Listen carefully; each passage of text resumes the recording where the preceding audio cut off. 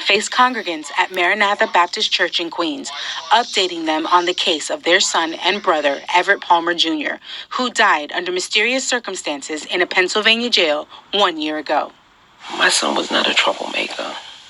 Not at all. He was a very gentle, kind man. So it's nothing that he did in that prison that would warrant his death. Everett Palmer graduated from Martin Van Buren High School in Queens, was an Army paratrooper, and the father of 2 boys. When he died, he was a personal trainer in Delaware. He even looked maybe intimidating to some people, but he wasn't. He was like the sweetest young man. He went to Pennsylvania last year on April 7th to resolve an outstanding warrant for a DUI summons. 2 days later, his family received a shocking phone call. He had been arrested and later died in the York County Jail. Initially, the county coroner said Palmer became agitated and began hitting his head against his cell door. My son was a perfectly healthy young man, and my son is not going to bang his head on a cell. Then the coroner issued an updated autopsy, listing the cause of death as complications following an excited state associated with methamphetamine toxicity during physical restraint. The family hired a pathologist who determined Palmer's death should be labeled a homicide, meaning at the hands of another person.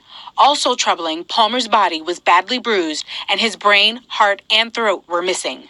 When we reached out to find out what happened to his organs, they initially lied. They directed us back to our funeral director and told us that we need to confer with them because they probably took the organs. A family attorney says brains and hearts are sometimes removed for autopsy, but not a throat.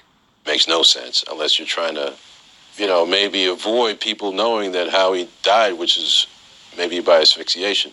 The family is also confused about the coroner's finding of methamphetamine toxicity, saying that would have meant Palmer took the drug while he was in jail.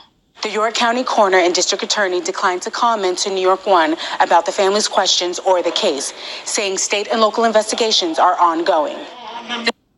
The family is trying to avoid an adversarial relationship with Pennsylvania authorities.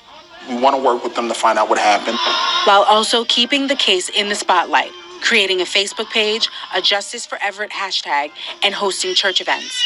The Palmers have filed a notice of claim with several Pennsylvania agencies, preserving their right to sue.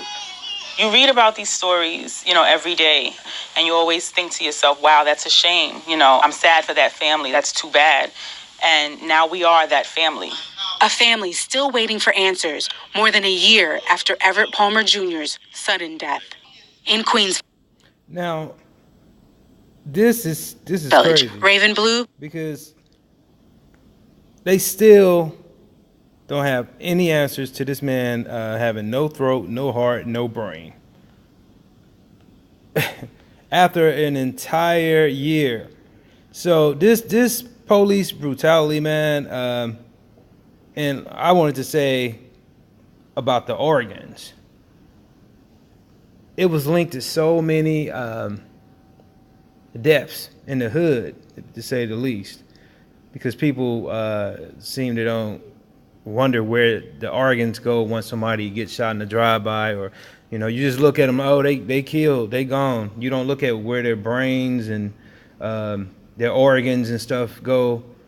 That's a whole nother business that people get filthy rich off of, and it is good to know once somebody passes in your family what's going to happen to their organs. It'd be good to know that. And they had this, it was like a ring for that shit in Chicago, that they were just picking up bodies and getting the organs, making money off of them without telling the family members. So it's a lot of shady stuff going on. You don't know who to trust as far as when money's involved. You can't trust nobody but God when money's involved. Hey, let's wish justice for this family. Like this video, leave your comment, and subscribe later.